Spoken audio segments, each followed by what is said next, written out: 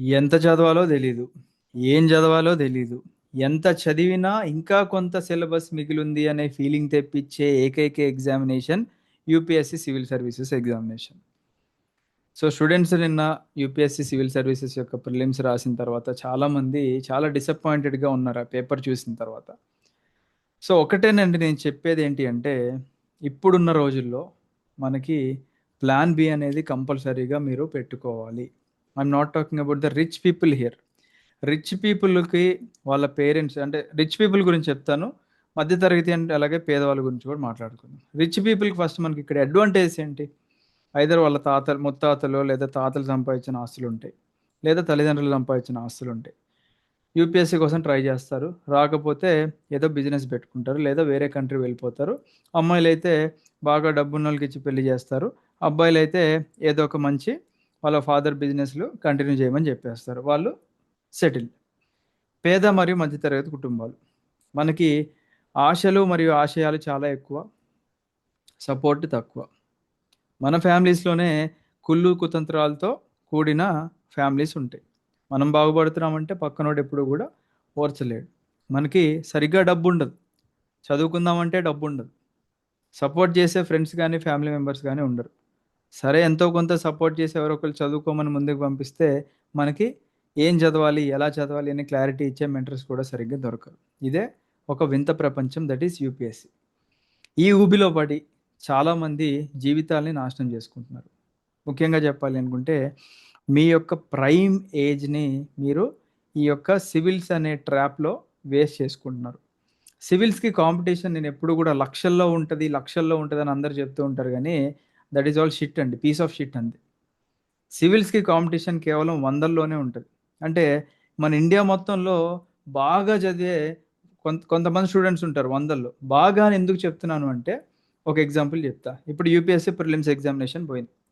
నిన్న ఎగ్జామ్ రాసారు. చాలామంది క్లియర్ అవ్వను అనుకున్న వాళ్ళు మళ్ళీ ఇంకొక సంవత్సరం వెయిట్ చేయాలి కదా! ఈ సంవత్సరంలో ఒక 8 నెలలు టైమ్ పాస్ చేస్తారు చాలామంది. మళ్ళీ లాస్ట్ ఒక 4 నెలలు పుస్తకాలు పట్టుకొని నాకు యూపీఎస్‌సీ నేను ఐఏఎసో, ఐపీఎసో అయిపోవాలి అని చెప్పేసి అనుకుంటారు. But that is not the case here. అంటే వాళ్ళు సీరియస్ యాస్పిరెంట్స్ కాదండి. అలానే ఇండియా మొత్తంలో చాలామంది ఉంటారు. బట్ ఒక సీరియస్ యాస్పిరెంట్ రెగ్యులర్‌గా, కన్సిస్టెంట్‌గా ఎఫర్ట్స్ పెడుతూనే ఉంటాడనమాట. మీకు పిడుగులొచ్చినా, వర్షాలు పడ్డా, ఎండలొచ్చినా, ఏమొచ్చినా నాకు సంబంధం లేదు అని రెగ్యులర్‌గా, కన్సిస్టెంట్‌గా ఎఫర్ట్స్ పెట్టే పీపుల్ కేవలం వందల్లోనే ఉంటారు. ఈ వందల స్టూడెంట్స్ ఉంటారు చూసారా? వీళ్ళకి మధ్యలోనే పోటీ. వీళ్ళకి వీళ్ళే పోటీ, వీళ్ళకి వీళ్ళే సాటి. ఎవరు గూడా వీళ్ళకి కాంపిటీషన్ అని ఫీల్ అవ్వరు. ఎందుకంటే వీళ్ళు ప్రాపర్‌గా ఒక పద్ధతిగా టైమ్ టేబుల్ యేసుకొని మంచిగా ఫాలో అయ్యి వెళ్తూ ఉంటారు. వీళ్ళకి మంచిగా సపోర్ట్ చేసే మెంటర్స్ ఉంటారు. సపోర్ట్ చేసే ర్యాంకర్స్ ఉంటారు. ఇలా ఉంటారనమాట. సో, మనము ఏం చేయాలి? పేద మరియు మధ్య తరగతి కుటుంబాల్లో ఉన్నవాళ్ళు ఏం చేయాలి? ఒకవేళ మీరు ఆంధ్రప్రదేశ్ నుంచయితే నా సజెషన్ ఏంటి అంటే, మీకు ఏపీ నుంచి ఒక అద్భుతమైన జాబ్ క్యాలెండర్ వచ్చింది. Not like Telangana. తెలంగాణలో ఒక జాబ్ క్యాలెండర్ ఇచ్చి ఫాలో అవ్వలేదు. ఏపీలో స్ట్రిక్ట్‌గా ఫాలో అవుతున్నారు. దానికి సంబంధించిన నోటిఫికేషన్స్ గూడా ప్రిపరేషన్స్ నడుస్తూనే ఉన్నాయి. మీరు ఎగ్జామ్ మంచిగా రాయలేదు, టెన్షన్ పడకండి. మీరు ఇమ్మీడియేట్‌గా ఏబీపీఎస్‌సి గ్రూప్ 1 మరియు గ్రూప్ 2కి ప్రిపేర్ అవ్వండి.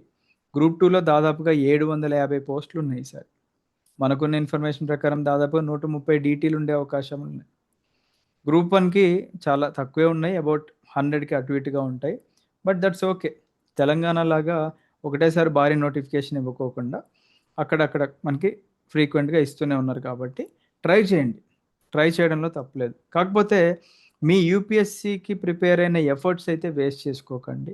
యూపీఎస్‌సికి మీ యొక్క ప్రైమ్ ఏజ్ ఏదైతే పెడుతున్నారో అది మనకు తెలియకుండా వేస్ట్ అయిపోతుంది. మనం చాలామంది యాస్పిరెంట్స్ సంవత్సరాల నుంచి ప్రిపరేషన్‌లోనే ఉన్నారు. ఇంకా ప్రిలిమ్స్ కూడా క్లియర్ చేయలేదు. చాలామంది అశోక్ నగర్‌లో గానీ, ఢిల్లీలో గానీ, ఇంకేదైనా ప్లేసెస్ తీసుకున్నా గానీ, కేవలం ప్రిపరేషన్ అనే పేరుతో కాలయాపన చేస్తున్నారు. టైమ్ పాస్ జేస్తున్నారు. ఇంట్లో పేరెంట్స్ ఏమనుకుంటారండి? మీరింట్లో మన తల్లిదండ్రులు బాగా నమ్మకం పెట్టుకొని పంపిస్తారు.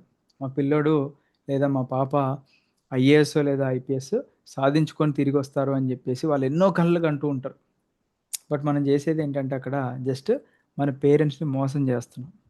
ప్రిపరేషన్ అనే పేరుతో హైదరాబాద్, ఢిల్లీ ఇంకా అదర్ ప్లేసెస్కి వెళ్ళి జస్ట్ హాస్టల్లో రూముల్లో ఉంటూ టైం పాస్ చేస్తున్నాము. ఇదంతా టైం పాస్ చేసి ఒక 4, 5 సంవత్సరాలు లేదా 6, 7 సంవత్సరాల తర్వాత మీరు రియలైజ్ అవుతారు. అలా రియలైజ్ అయినప్పుడు మనకి ప్రైవేట్ జాబ్ చేద్దామంటే ఆపర్చునిటీస్ ఉండవు. గవర్నమెంట్ జాబ్ చేద్దామంటే మళ్ళీ ఆ ఇంట్రెస్ట్ రాదు. సో, మీ పరిస్థితి ఏంటో మీరు ఒకసారి ఆలోచించుకోండి. యూపీఎస్‌సికి నన్నడిగితే 2-3 అటెంప్ట్స్‌కి మించి ఎక్కువ ఇచ్చే అవసరం గూడా లేదు. మీరు అంటే మీరు ఒక యూపీఎస్‌సి ప్రిపేర్ అయ్యి ఐఏఎస్సో, ఐపీఎస్సో అవుదాం అనుకున్నారండి. అయ్యి ఏం సాధిస్తారు మీరు? అయ్యి మీరేం సాధిస్తారు? సేవ జేయాలి. సేవకి ఎంతవరకు జేస్తారు? మీ చేతిలో ఎంత పవర్ ఉంటుందో అంతవరకు మీరు సేవ చేయగలరు. బట్ చాలామంది ఏం చేస్తున్నారు? సేవ చేయాలి అనే పేరుతో పోయి కరప్టెడ్ అవుతున్నారనమాట. ఎంతమందండి రీసెంట్‌గా ఏసీబీ ట్రాప్‌లో పడుతున్నారు? ప్రతి ఒక్క గవర్నమెంట్ ఎంప్లాయీ తెలంగాణలో గాని, ఆంధ్రాలో గాని మరి సేవ చేద్దామని చెప్పేసి ఎందుకు ఏసీబీ ట్రాప్‌లో పడుతున్నారు? లంచాలకి బానిసలవుతున్నారు ఎందుకు? అంతా ఇదంతా ఉత్త డ్రామా.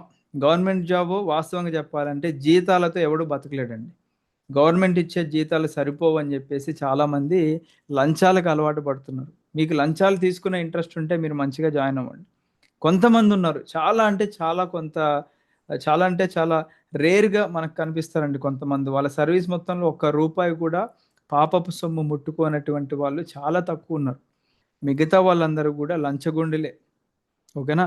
దొరకనంత వరకు దొర. దొరికినోడు దొంగ. ఇదే నడుస్తుంది.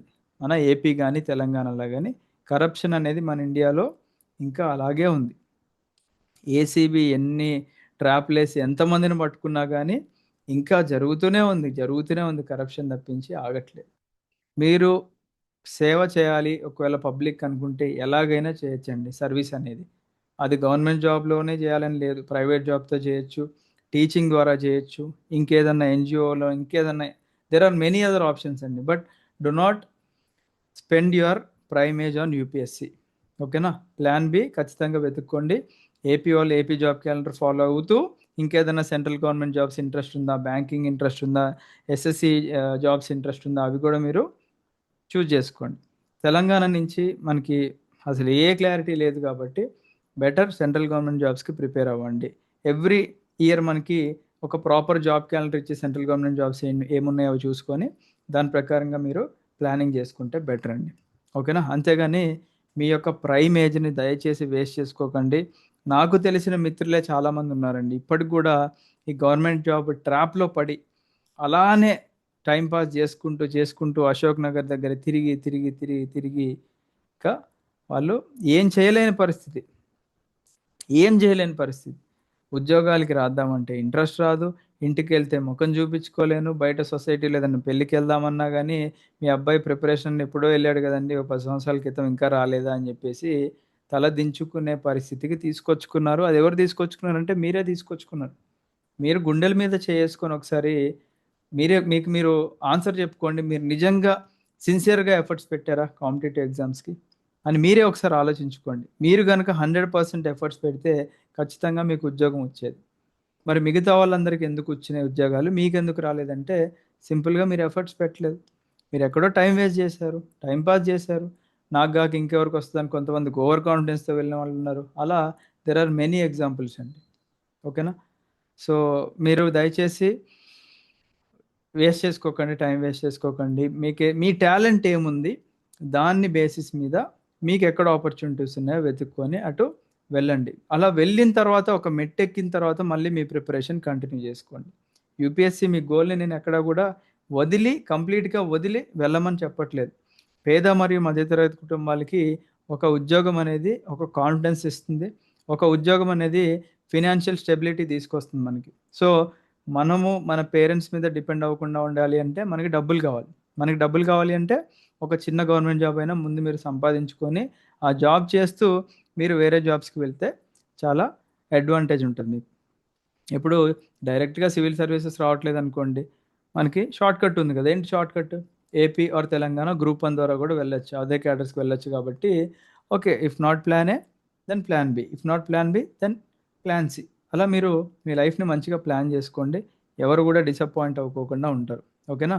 అండ్ ఒక 3 సార్లు రాసారు యూపీఎస్సీ అంటే దయచేసి నా సజెషన్ ఇక్కడే వదిలేసేయండి. If you are unable to clear prelims then ఇక్కడే మీ ప్రిపరేషన్ వదిలేసి better come to state government jobs లేదా సెంట్రల్ గవర్నమెంట్ జాబ్స్కి వెళ్ళిపోండి. యూపీఎస్సీ అది మీకు రాదు ఇంకా. మీరు ఇంకొక 10 సంవత్సరాలు ట్రై చేసినా రాదు. ఎందుకంటే మీరు అక్కడ ఎఫర్ట్స్ పెట్టట్లేదు. ఆ మిస్టేక్ని మీరు ఎప్పుడు రెక్టిఫై చేసుకుంటారో అప్పుడే మీరు జీవితంలో బాగుపడతారు. రైట్? ఎస్. ఇక దీనికి మించి నేను ఏం చెప్పను my dear brothers and sisters. హ్యాపీగా పోయింది. యూపీఎస్సీ పోయిందండి. ఏంది యూపీఎస్సీ అంటే మన జీవితమా యూపీఎస్సీ? ఇప్పుడు మనకి ఆల్మోస్ట్ ఒక 20 ఇయర్స్, 25, 30 ఇయర్స్ మా అంటే ఒక 60 సంవత్సరాలు మనం బతుకుతాం. దాంట్లో గవర్నమెంట్ జాబ్స్ ప్రిపరేషన్లో 30 సంవత్సరాలు పోయిందండి. దాంట్లో యూపీఎస్సీ అనేది ఒక చిన్న పార్ట్ అంతే. ఇప్పుడు మన లైఫ్లో స్కూల్ ఎలా ఒక పార్ట్, ఇంటర్మీడియట్ కాలేజ్ ఎలా ఒక పార్ట్, డిగ్రీ ఆర్ బీటెక్ ఎలా పార్ట్, అలాగే యూపీఎస్సీ అనేది ఒక చిన్న పార్ట్ అంతే. మనం ట్రై చేస్తాం, వస్తే వచ్చింది, లేకపోతే వదిలిపెట్టి మనకి ఇంకా ఏది సూటబుల్ ఉందో దానికి వెళ్ళిపోవాలంతే. ఓకేనా?